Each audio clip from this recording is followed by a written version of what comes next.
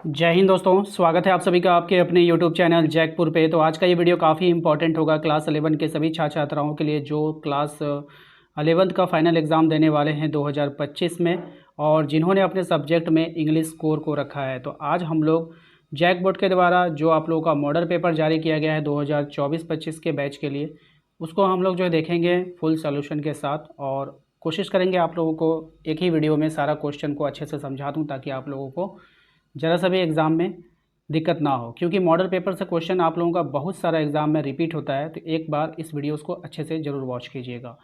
सबसे पहले अगर आप ध्यान से देखेंगे तो आपको यहाँ पर एक पैसेज मिलेगा। पैसेज जो है आपका द अमेजन रेन फॉरेस्ट के बारे में है। ठीक है, इसको ध्यान से देख लीजिए। अमेजन रेन फॉरेस्ट के बारे में है। इस पैसेज को ध्यानपूर्वक आप लोगों को पढ़ना है। पढ़ने के बाद आप लोगों को क्या करना है, इसके पूछे गए क्वेश्चन का आंसर देना है। तो हम लोग डायरेक्ट क्वेश्चन आंसर पे आएंगे क्योंकि क्वेश्चन आंसर आपका इंपॉर्टेंट होता है। पैसेज अगर सेम अगर आपके एग्ज़ाम में अगर मैच करेगा तो क्वेश्चन आंसर भी आपका सेम ही मैच करने वाला है। ठीक है, तो चलिए स्टार्ट करते हैं। सबसे पहला सवाल आपके स्क्रीन पर देखिए। इस पहले सवाल में आपसे बोला गया है कि what is the primary role of the Amazon rain forest in regulating in the earth's climate. इसके कहने का मतलब है पृथ्वी की जलवायु को नियंत्रित करने में अमेजोन वर्षा वन का प्राथमिक भूमिका क्या है। ठीक है, ये इसका प्रश्न है। ऑप्शन आपके पास यहाँ पे 4 ऑप्शन आपको दिए गए हैं। हम चारों ऑप्शन को नहीं पढ़ेंगे, डायरेक्ट आंसर बताएंगे क्योंकि आप कंफ्यूज हो जाओगे फिर। ठीक है, इसलिए हम लोग क्या करेंगे, इसका डायरेक्ट आंसर बताएंगे। इसका जो डायरेक्ट आंसर हो जाएगा वो हो जाएगा आपका ऑप्शन नंबर बी। यहाँ पर आप देख पा रहे हैं ऑप्शन नंबर बी इसका आंसर है। It absorb carbon dioxide and produce oxygen. इसका मतलब हो गया कि ये क्या करता है, कार्बन डाइऑक्साइड को क्या कर लेता है, एब्जॉर्ब कर लेता है ना।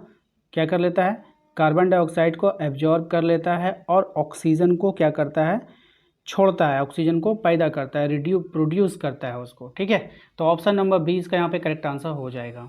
क्वेश्चन नंबर आइए 2 पे। क्वेश्चन नंबर 2 में देखिए कह रहा है आपसे कि which of the following is not mention as a threat to the Amazon rain forest. कहने का इसका तात्पर्य क्या है, निम्नलिखित में से किसे अमेजन वर्षा वन के लिए खतरे के रूप में उल्लेखित नहीं किया गया है। ठीक है, मास्टर समझ में आया। नॉट मेंशन, नॉट मेंशन, उसको मेंशन नहीं किया गया है। ठीक है, ये आपको बताने हैं। तो सही जवाब हो जाएगा आपका over population of wild life. किसको नहीं किया गया, over population of wild life को। ठीक है, यानी कि वन्य जीवों की अधिक संख्या। ओके, आइए क्वेश्चन नंबर आते हैं हम लोग 3 पे। क्वेश्चन नंबर 3 में आपसे कहा गया है कि how much area does the Amazon rain forest cover. कहने का तात्पर्य है कि अमेजन वर्षा वन कितने क्षेत्र में फैला हुआ है आपको बतानी है। ठीक है, सही जवाब हो जाएगा 5.5 million square kilometre. Option number C इसका यहाँ पे करेक्ट आंसर हो जाएगा। ठीक है, क्वेश्चन नंबर आइए 4 पे। क्वेश्चन नंबर 4 में देखिए कहा गया आपसे कि बताइए what is the A consequence of deforestation in the Amazon. इसका क्या मतलब हुआ, इसका मतलब हो गया कि अमेजोन में वनों की कटाई का परिणाम क्या हुआ, है ना, उसके परिणाम क्या हुए, ये आपको बताने हैं।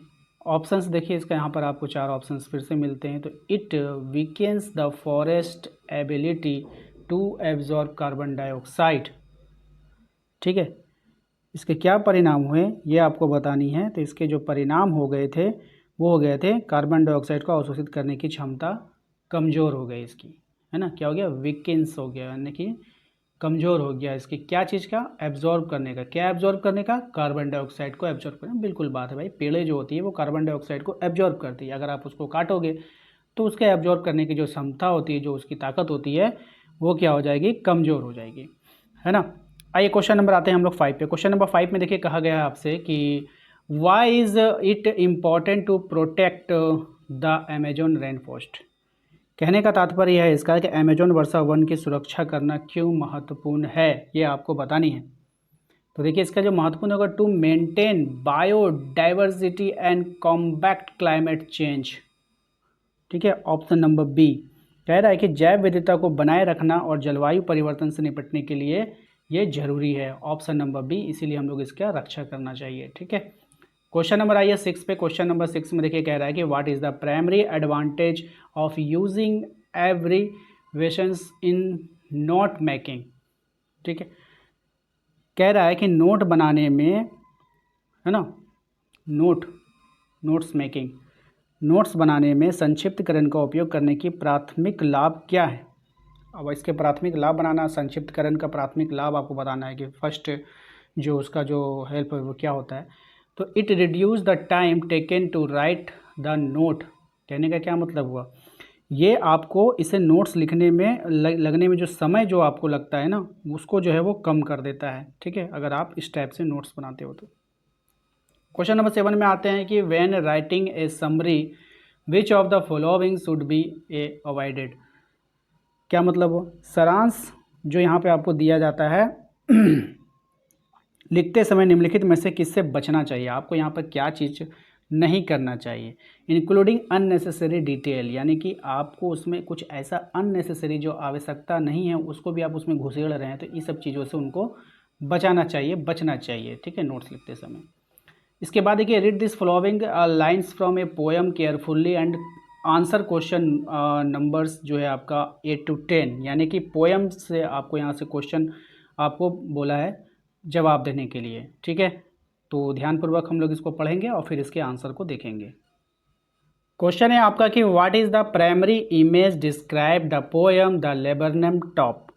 कहने का तात्पर्य कि द लेबरनम टॉप कविता में वर्णित प्रथम छवि जो है वो क्या था, वो आपको बतानी है। तो प्राथमिक छवि इसका क्या निकल कर आ रहा था, the laburnum tree blooming with yellow flowers. ठीक है, क्या होता, येलो फ्लावर्स, यानी कि पीले फूलों से खिलता हुआ लेबरनम वृक्ष, यही इसका प्राथमिक इमेज बन करके आ रहा था इस कविता में। आइए क्वेश्चन नंबर 9 पे आते हैं। क्वेश्चन नंबर 9 में देखिए कहा गया है कि what effect does the bird have on the laburnum tree in the poem. कहने का तात्पर्य इसका, कविता में लेबरनम वृक्ष पर पक्षी का क्या प्रभाव पड़ता है। ठीक है, पक्षियों का क्या प्रभाव पड़ता है ये आपको बतानी है। सही जवाब है इसका, it adds life to the stillness of the tree. मतलब क्या हो गया इसका, कि शांति में इजाफा को जोड़ता है। ये क्या जोड़ता है इसको, शांति में इजाफा को। पेड़ पर अगर पक्षियाँ आती है तो शांति में इजाफा हो जाता है, शांति में बढ़ोतरी हो जाती है। ठीक है, आइए क्वेश्चन नंबर आते हैं 10 पे। क्वेश्चन नंबर 10 में कहा गया है कि what word in the poem suggest the soft movement of the tree. ठीक है, कविता में कौन सा शब्द पेड़ की कोमल गति का सुझाव देता है। कौन सा शब्द, ऐसा कौन सा शब्द है जो सुझाव देता है। तो स्वाइंग है ना, स्वाइंग जो है ये इसका सुझाव देता है। ऑप्शन नंबर बी हो जाएगा। ठीक है, चलिए अगले सवाल पे आते हैं। क्वेश्चन नंबर 11 पे। क्वेश्चन नंबर 11 में कह रहा है कि what is the relationship between the rain and the earth as describe in the poem the voice of the rain. कहने का तात्पर्य है इसका, ये कहना चाहता है कि वर्षा नामक उपन्यास में वर्णित वर्षा और पृथ्वी के बीच क्या संबंध है, यह आपको बतानी है।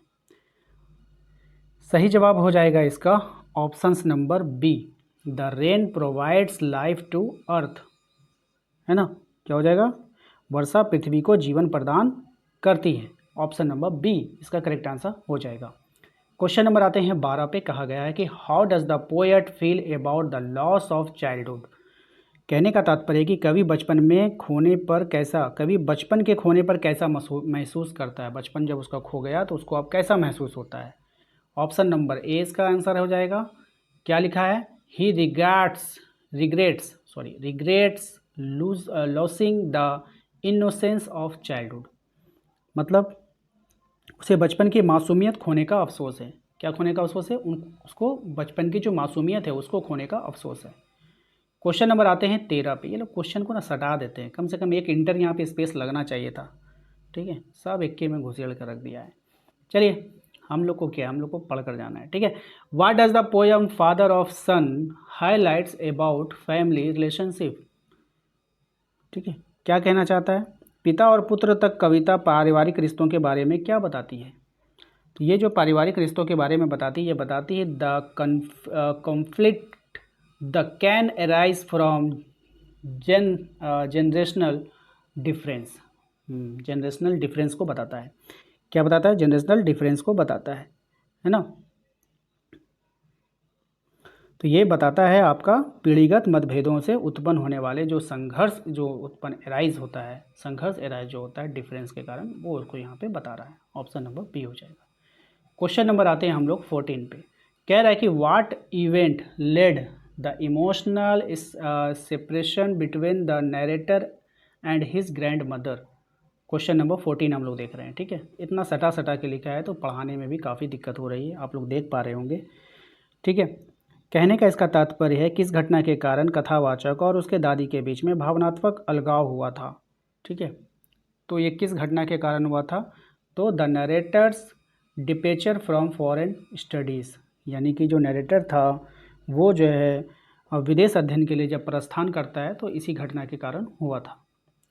क्वेश्चन नंबर आते हैं 15 पे। देखिए, कह रहा है कि who are the main character in the story we are not afraid to die if we can all be together.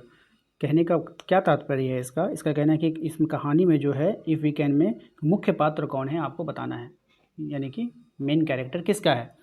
तो ये हो जाएगा आपका 2 young boys and their parents, है ना, ऑप्शन नंबर बी, यानी 2 यंग लड़के और उनके परिवार का। आइए अगले सवाल पे आते हैं। क्वेश्चन नंबर 16 में कह रहा है कि how old was King Tutankhamun when he become pharaoh. ठीक है, क्या है भाई, फारो है ना, फारो। ये क्वेश्चन नंबर 16 हम लोग पढ़ रहे हैं, ध्यान से देखिएगा। ठीक है, थोड़ा सा छोटा छोटा है। तो यहाँ पर आप इसका कहने का मतलब है कि राजा तुतनखामुन जो था ना, जब फ़िरौन बना तो उसकी उस समय जो फ़ैरो यानी इसे फ़िरौन बोलते हैं हिंदी में, तो उस समय जो है इसकी उम्र क्या थी आपको बतानी है। तो उस समय जो इसकी उम्र थी 9 ईयर्स ओल्ड था। ऑप्शन नंबर सी हो जाएगा इसका करेक्ट आंसर। क्वेश्चन नंबर आते हैं 17 में। देखिए, कहा गया है आपके what is the central theme of the ailing planet the green movement's role. क्या कह रहा है ये आपसे, ये आपसे कहना चाहता है इसका जो सेंट्रल थीम है, ये जो है ना the alignment plant the green moments role, ये जो चैप्टर है इसका जो सेंट्रल थीम है ये आपको बताना है इसका सेंट्रल थीम क्या है ना, इस कहानी का सेंट्रल थीम क्या है। तो इसका सेंट्रल थीम आपको बतानी है, तो इसका जो राइट आंसर हो जाएगा वो हो जाएगा आपका option number C, the environmental degradations and the role of the green movement in the saving the planet, है ना। ये इसका क्या था, सेंट्रल थीम था, पर्यावरण क्षरण और हरित आंदोलन का शासन। ठीक है, ये था इसका सेंट्रल थीम। आइए क्वेश्चन नंबर आते हैं 18 पे। From where was the professor Gaitonde travelling to. क्या नाम है भाई, गेटोंडे। ठीक है, देख लीजिएगा। तो इसका जो है इसका कहने वाला प्रोफेसर गेटोंडे। ठीक है, गेटोंडे कहाँ से यात्रा कर रहे थे ये आपको बतानी है। तो ये कहाँ से यात्रा कर रहे थे, तो ये जो यात्रा कर रहे थे ये कर रहे थे from Pune to Bombay, from Pune to Bombay. ठीक है, ऑप्शन नंबर ए हो जाएगा। क्वेश्चन नंबर आते हैं हम लोग 19 पे। क्वेश्चन नंबर 19 में कह रहा है कि what is meant by kora. What is meant by kora, kora से आपका क्या तात्पर्य है, कोरा क्या है, सीधी सिंपल सी बात है, आपसे पूछ रहा है कोरा क्या है। तो ये था आपका option number C, circumambulation, option number C. ठीक है, ऑप्शन नंबर सी, इसको हम लोग बोलते हैं परिक्रमा, इसका एक तरह से इसका मतलब होता है परिक्रमा। ठीक है, आइए क्वेश्चन नंबर आते हैं हम लोग 20 पे। क्वेश्चन नंबर 20 में देखिए कह रहा है आपसे कि what mystery surrounding King Tut's death is still discussed in discovering Tut the saga continues. क्या कह रहा है, इसका कहने का तात्पर्य हो सकता है कि क्विट टूथ की मौत से जुड़े किस रहस्य पर अभी भी डिस्कवरिंग टूथ में चर्चा की जाती है ना, किससे जुड़ी रहस्य पर। तो सही जवाब हो जाएगा आपका option number D, the exact cause of his death which remains unclear despite investigations. क्या मतलब हो गया इसका, उनकी मृत्यु का वास्तविक कारण जो जांच के बाद भी अस्पष्ट बना हुआ है, अस्पष्ट बना हुआ यानी कि क्लियर नहीं हो सका, उसके मौत का क्या कारण था, क्यों मरा, उसके बारे में स्पष्ट नहीं हुआ, यही जो है इसका चर्चा का विषय बना हुआ है। ठीक है, आइए क्वेश्चन नंबर आते हैं हम लोग 21 पे। कह रहा है कि who are the main character in the summer of the beautiful white horse. ये जो कहानी है इसका जो मेन कैरेक्टर आपको बताना है कि कौन है भाई। तो इसका जो मेन कैरेक्टर है वो हो जाएगा आपका आराम एंड मुराद, है ना, आराम एंड मुराद, आराम नहीं बोलेंगे आराम बोलेंगे, आराम एंड मुराद। ठीक है, क्वेश्चन नंबर आता है 22 में। देखिए कह रहा है कि what does the story the address explore about post war trauma. ठीक है, कहने का इसका तात्पर्य है कि कहानी द एड्रेस युद्धोत्तर आघात के बारे में क्या बताता है। ठीक है, ये कहानी क्या बताता है। तो इसमें जो बातें जो की जा रही है वो की जा रही है आपका ऑप्शन नंबर बी हो जाएगा, the emotional weight of returning to home filled with painful memories. ठीक है, पेनफुल मेमोरीज यानी दर्दनाक यादों से भरे घर में लौटने का भावनात्मक बोझ जो होता है वो इस कहानी में बताया जा रहा है। चलिए क्वेश्चन नंबर आते हैं 23 में। क्वेश्चन नंबर 23 में कह रहा है कि what literary device is frequently used in Mother's Day to add humour to the story. I, इसके कहने का तात्पर्य है कि मदर्स डे में कहानी जो था आपका, कहानी जो कहा गया मदर्स डे में कहानी में हास्य जोड़ने के लिए इस लिटरेरी डिवाइस का अक्सर उपयोग किया जाता है। कौन से डिवाइस का उपयोग करते हैं वो आपको यहाँ पर बतानी है। तो सही जवाब हो जाएगा आपका एरोनी, ऑप्शन नंबर ए। किसका? एरोनी, है ना। चलिए ऑप्शन नंबर ए हो जाएगा। क्वेश्चन नंबर आते हैं हम लोग 24 पे। कह रहा है कि who is central figure of the Ghat of the only world. इसका जो आपका सेंट्रल फिगर बताना है आपको, मतलब केंद्रीय पात्र इसका कौन है आपको बताना है ना। तो ये हो जाएगा इम्तियाज़ अहमद, ऑप्शन नंबर बी हो जाएगा। क्वेश्चन नंबर आते हैं 25 में। देखिए कह रहा है कि what moral dilemma does Doctor Andrew face in Birth. ठीक है, बर्थ में डॉक्टर एंड्रयू को किस वैज्ञानिक दुविधा का सामना करना पड़ा था, है ना। दिलिमा है यहाँ पे। ठीक है, दलाई लामा नहीं, दिलिमा है। ठीक है, तो इसका जो सही जवाब हो जाएगा वो हो जाएगा आपका ऑप्शन नंबर बी। ठीक है, इतना अजीब अजीब क्वेश्चन यहाँ पे बना के दिया है, पता नहीं कैसे ये लोग सेट करता है क्वेश्चन। चलिए, तो ऑप्शन नंबर 20 का यहाँ पे करेक्ट आंसर हो जाएगा। क्वेश्चन नंबर अगर हम बात करें 26 में, कह रहा है आपसे कि how does the poem the tale of the melon city reflect on the nature of justice. कहने का तात्पर्य कविता में जो मेलन सिटी की जो कहानी आपको बताई गई है न्याय की दुर्दशा को किस प्रकार प्रतिबंधित करता है ये। ठीक है, इसका जो राइट आंसर हो जाएगा वो हो जाएगा आपका ऑप्शन नंबर सी हो जाएगा। It highlights how justice can be arbitrary and influenced by tribal factor. क्या कहना चाहता है ये इसके आंसर में कि ये जो है हाईलाइट कर रहा है किसको, है ना।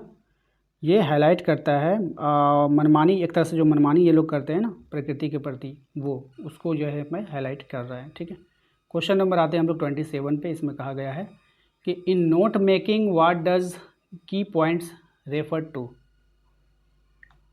ठीक है, तो यहाँ पर आपको बताना है कि नोट मेकिंग में जो की पॉइंट्स होते हैं वो क्या होते हैं, क्या क्या होते हैं ये बताइए।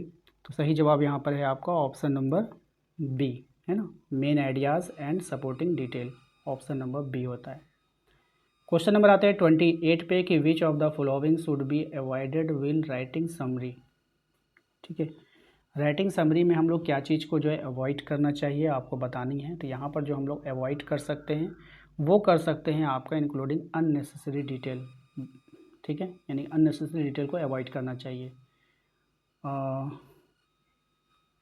इसके बाद यहाँ पे कह रहा है which of the is an appropriate closing for a formal letter, यानी कि फॉर्मल लेटर के लिए क्या जो यहाँ पर जो है उपयुक्त समापन हो सकता है। यानी कि समापन जो मैं लास्ट में नहीं हम लोग लेटर को ख़त्म करते हैं, तो वहाँ पर अगर आप फॉर्मल लेटर लिख रहे हैं तो वहाँ पर आप फॉर्मल क्या होता है पता है, एक होता है फॉर्मल, एक होता है जो है और एक फॉर्मल होता है, एक अनफॉर्मल होता है। ठीक है, तो यहाँ पर हम क्या लिख सकते हैं। ठीक है, तो फॉर्मल के लिए तो आप लोग को पता है कि जो फॉर्मल होता है, जो ऑफिशियल लेटर होता है, उसमें लोग योर फेथफुल्ली लिखते हैं। ठीक है ना, उसके बाद आप अपना नाम दीजिएगा।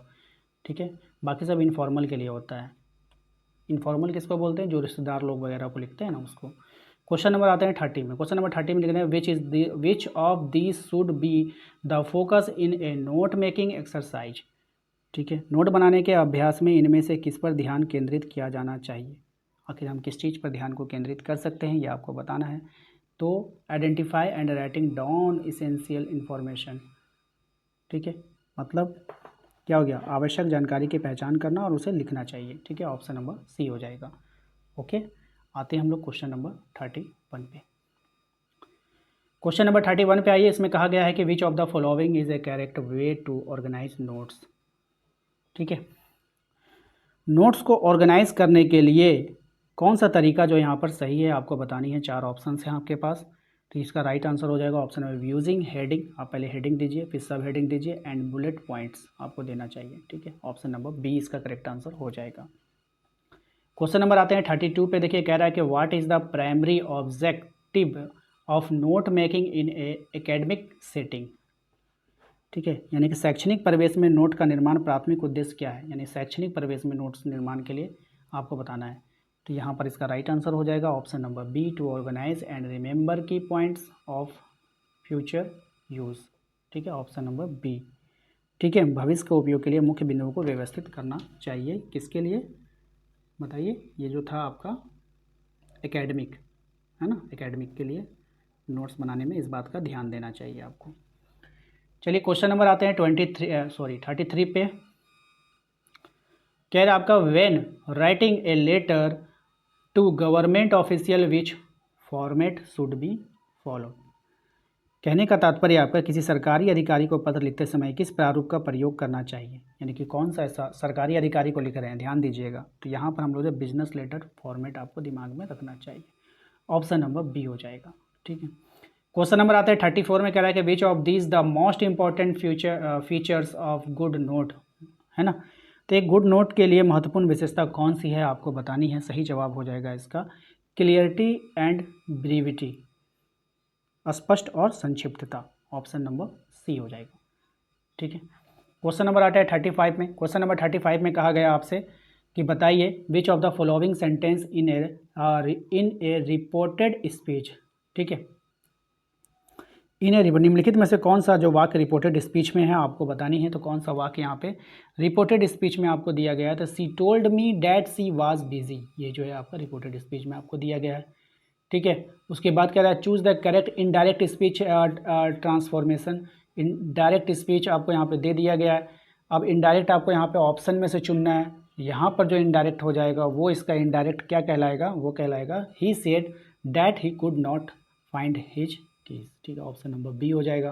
क्वेश्चन नंबर आता है 37 में। देखिए कह रहा है कि choose the correct determines dash students pass the exam, यहाँ पे इसमें से यहाँ पे क्या भराएगा आपको बोलना है, ठीक है।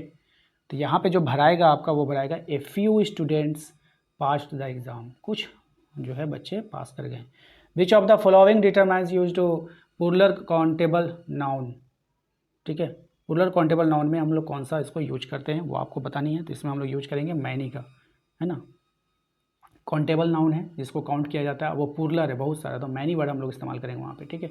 मच सीमित कर देता है, लिटिल सीमित कर देता है, एनी, तो यहाँ पे हम लोग मैनी वर्ड इस्तेमाल करेंगे।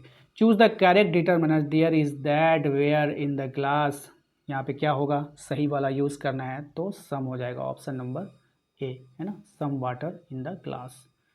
क्वेश्चन नंबर आते हैं 40 पे। Which of the following sentence contains in an incorrect use of a determiner, यहाँ पर आपको बताना है करेक्ट, यहाँ पर जो इस्तेमाल किया गया वो आपको दिखानी है यहाँ पर, मतलब विच of the following sentence contain N incorrect use of determiner, यहाँ पर जो है इनकरेक्ट को ढूंढना है, कौन सा डिटरमाइनर जो है इनकरेक्ट यूज ये लोग किया है। 4 ऑप्शन आपको दिया गया है, 3 सही होगा 1 गलत होगा, यहाँ पर हम लोग इसको चुन लेंगे, ठीक है। तो यहाँ पर हम लोग क्या चुनेंगे, देखिए यहाँ पे हो जाएगा ऑप्शन नंबर बी, यहाँ पे आपको गलत दिख गया, ठीक है। He wants a advice on his career, ये आपका गलत है, बाकी तीनों सही है।